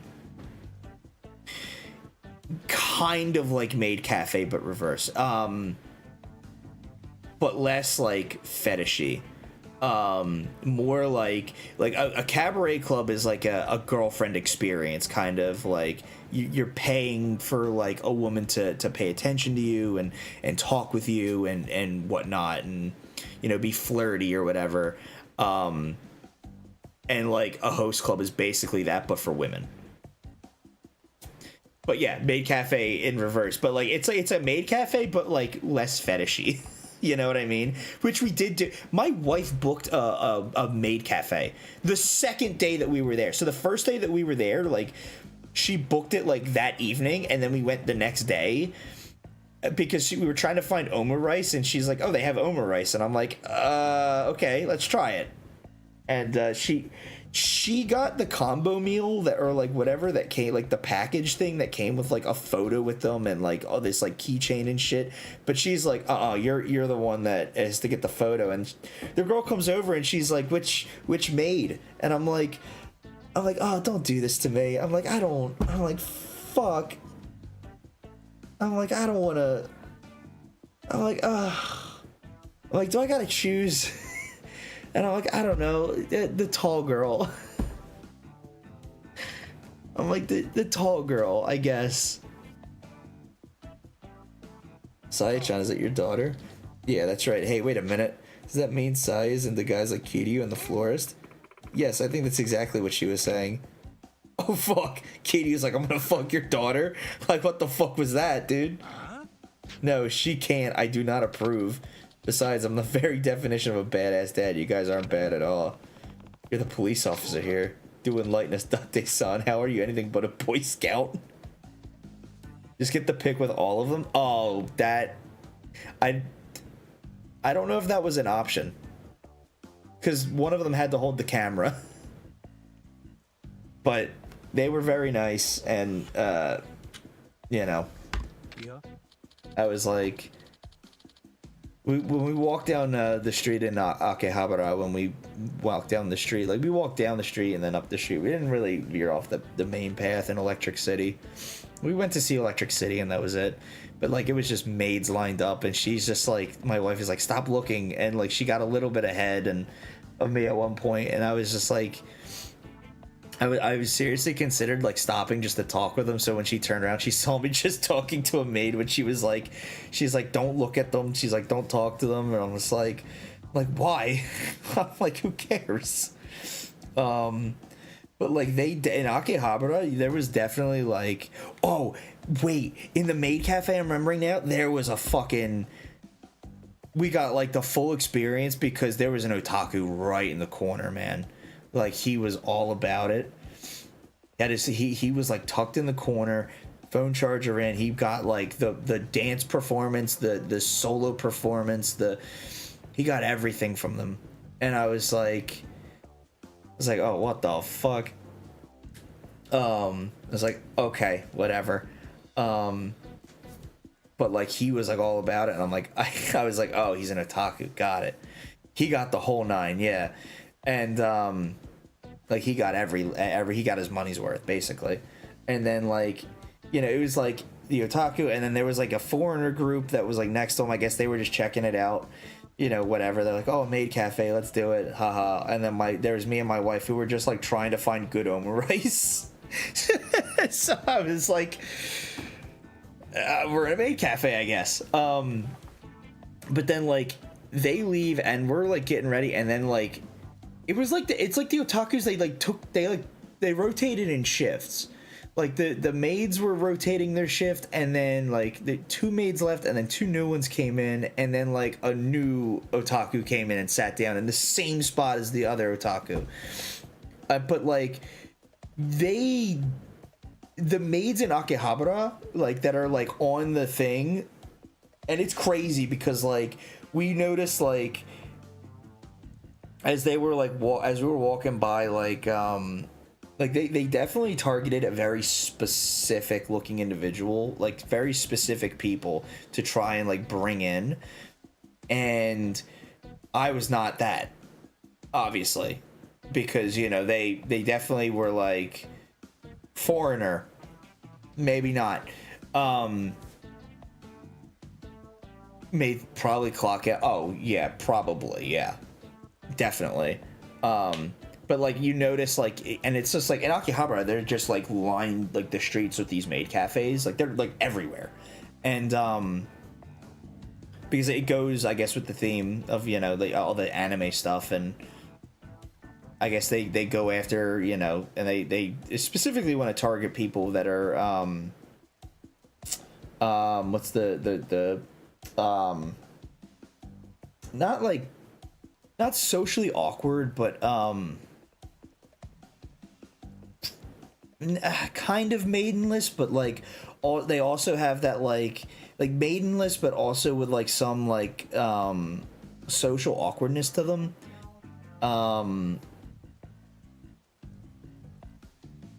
But like it's crazy because like if they pull a guy in, they will literally walk them back to the place to make sure that they actually go there.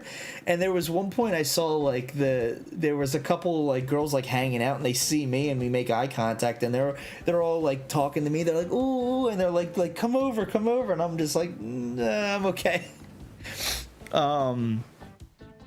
Quick chat, start listing anime that takes place in Hakehabara. I don't know any either.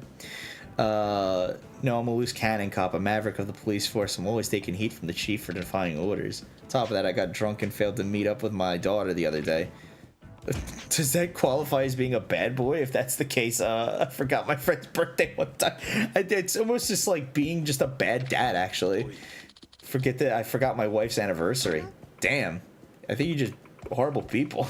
If you think you're trying to prove how much of bad boy you are, this is having the opposite effect. Standing up your daughter, forgetting your anniversary. That's more bad guy than badass. I wouldn't laugh either, Kiryu. Oh, well, wipe that smirk off your face. You should never forget a friend's birthday either. Oh, sorry. Gomennasai.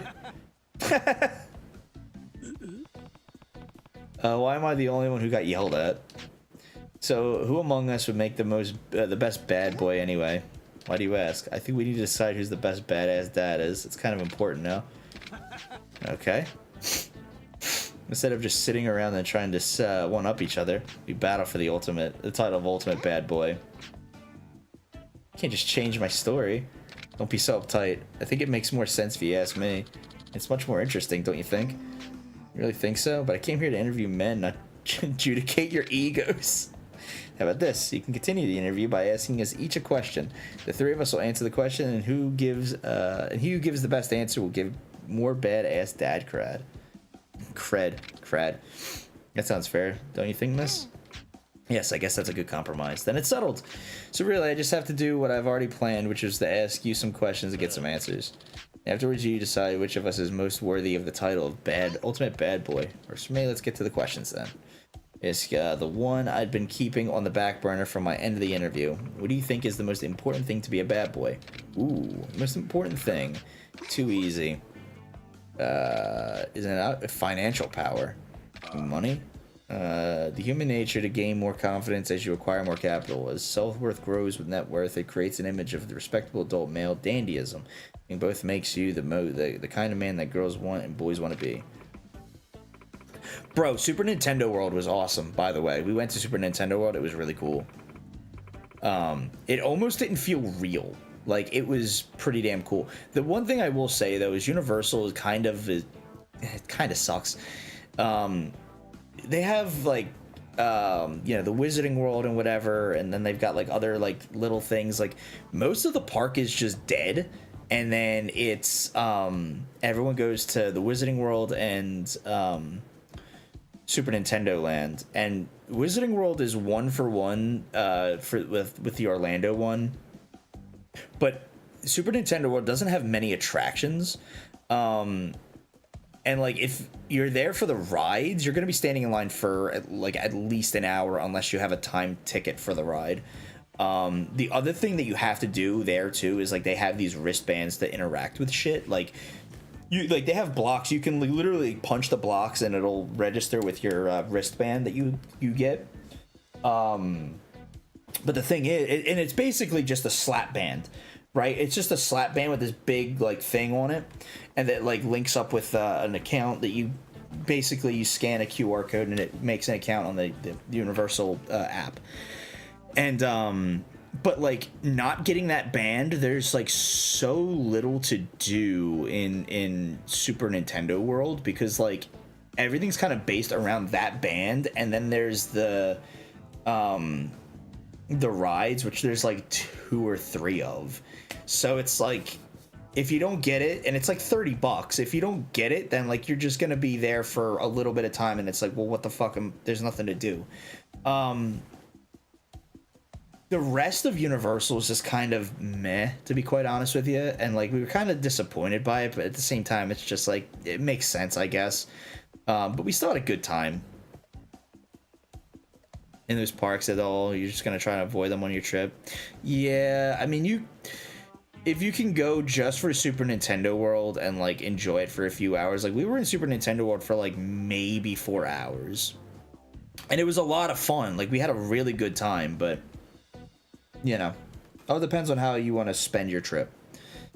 I think I get it. Money leads to confidence, and confidence makes you dandy. So dandyism is not just about clothes; it's the attitude of an older, more refined gentleman. I didn't go to the Cup Noodle Museum. We didn't have a Cup Noodle while we were there, and we really regret it. Next time we're definitely getting Cup Noodles. Important thing to a bad boy is financial power. It all boils down to making bank. A man with no money usually has no confidence. Just look at the homeless in purgatory. Some are sure they're good guys, but badass dad's not a one of them.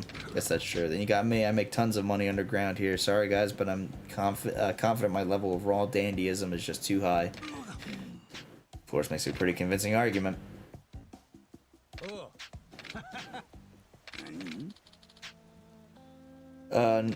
As far as the most important thing goes, close but no cigar. Most important thing to a bad boy, that'd be to have a loving family.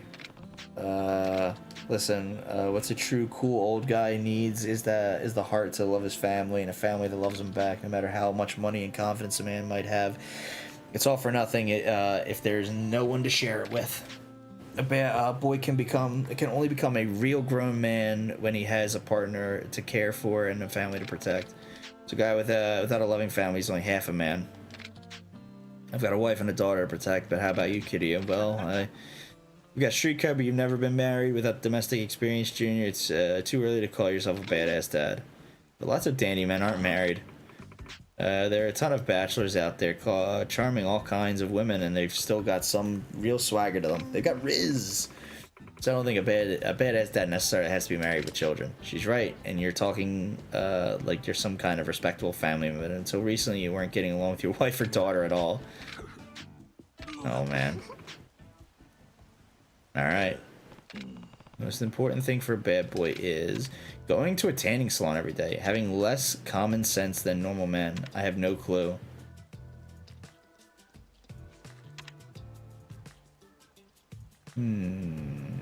I feel like it might be I have no clue, but it could also be having less common sense.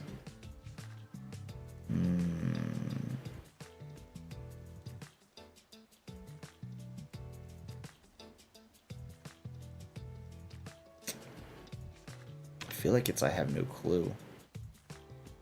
Yeah, I agree, Nico. We'll go with I have no clue. I'm just gonna be honest here. I have no clue. Sorry, but I still don't get what a bad boy actually is, so there's no way I'd know what most is important to them. So I've wasted all my time interviewing you. You gonna take the who cares attitude now? Sounds like you've given up on winning this battle. Yes, this oh!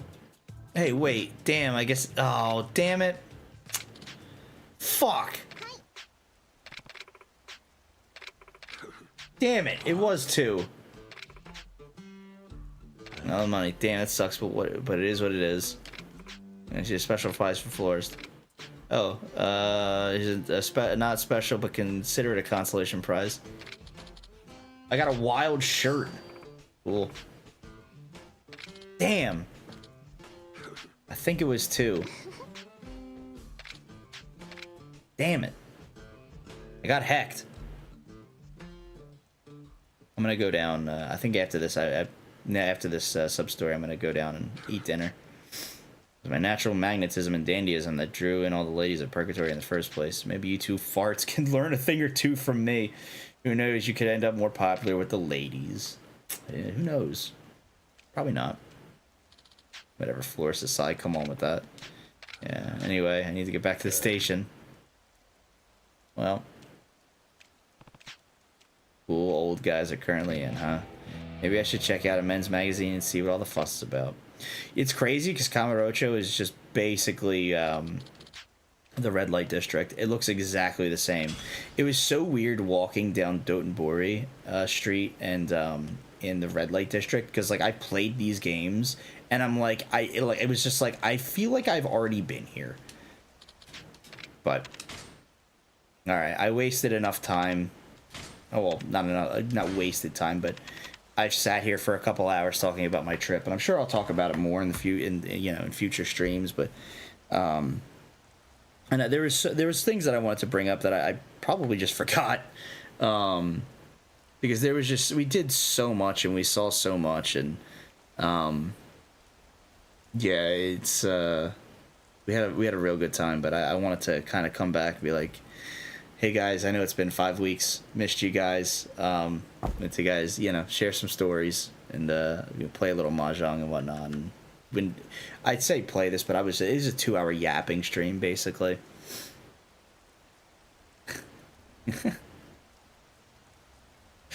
Yeah, we get it.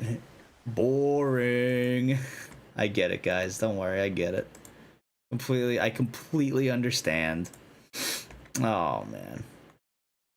I missed you guys. I didn't want to. I wasn't really like feeling coming back. I really didn't want to come back because I was just having too much fun. But yeah.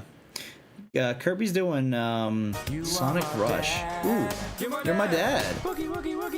Lego Man 6000 gifted a tier 1 subscription to Gooners United.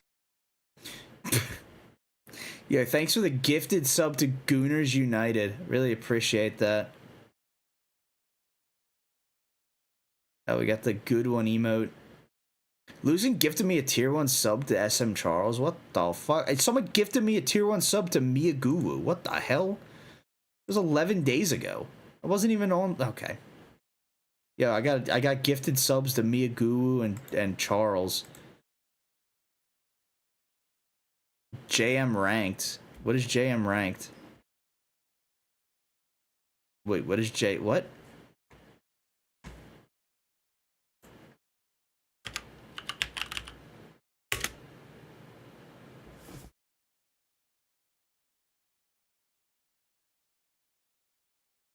I probably do. I honestly do. I might. I don't know. At this point, it's been like 5 weeks, so I haven't really been keeping up with. I didn't keep up with anything on YouTube or on Twitch for the most part, but anyway, I'm sure we'll do a card opening stream for Pokemon cards soon here, and we'll do more yapping. But yeah, I got to go back through and make sure that. Let me see. Actually, I might have it written down here. Hang on. My incentives that we unlocked, because we unlocked a bunch of sub incentives, and I want to make sure.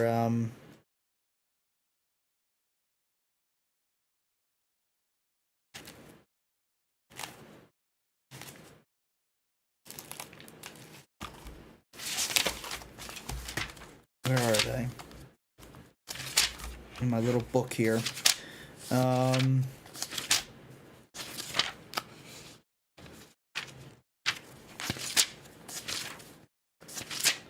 Did I think I wrote them down. I feel like I did.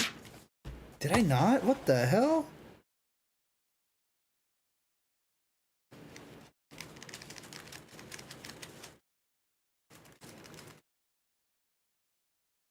Where are they?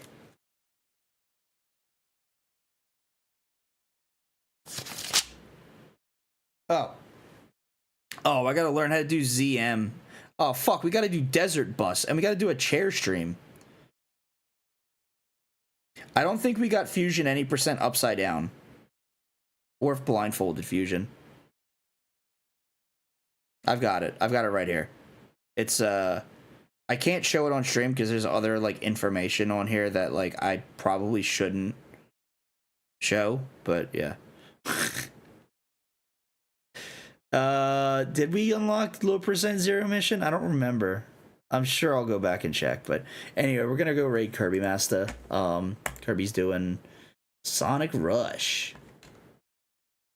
Anyway, take it easy, guys. Y'all have been great. It's been great seeing you guys again. I'm sorry for yapping for 2 hours and not really doing much, but bro, the vending machine, I love the vending machines. We got some drinks out of the vending machine and they were so good. Anyway, I'll see you guys soon. Probably not tomorrow, but soon. Also, I need to. I don't know where my my model is for what do you call it, VTubing, but as of what, like, I think 10 days ago, I think Geto said she's kind of in a holding pattern.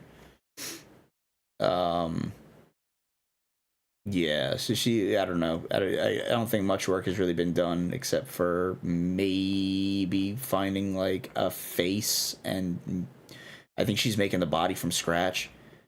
And that was, like, before I got to Japan. So, I don't know how long. I don't know when to expect that, but we will have a VTuber model in the future. So be excited for that. Oh, also, hang on. Let me make sure... Yo, shoutouts to you guys over on the tube. Sorry, guys. Visionary, Dancing Dog. Appreciate you guys watching and hanging out. Sorry that I completely just don't look at the YouTube chat because I'm dumb, but, you know, whatever. Take it easy.